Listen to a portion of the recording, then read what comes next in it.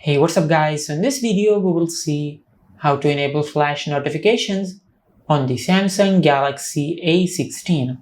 Now to do that, just open the settings app.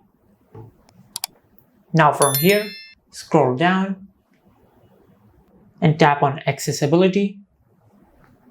Now from here, just tap on advanced settings. Now from here, tap on flash notifications.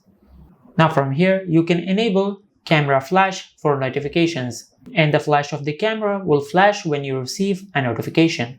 And also from here, you can enable or disable screen flash for notifications.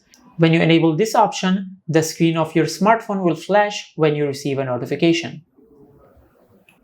And this is how you can enable flash notification in the Samsung Galaxy A16. If you found this video helpful, please like the video and subscribe to our channel and hit the bell icon to get notified when we upload a new video.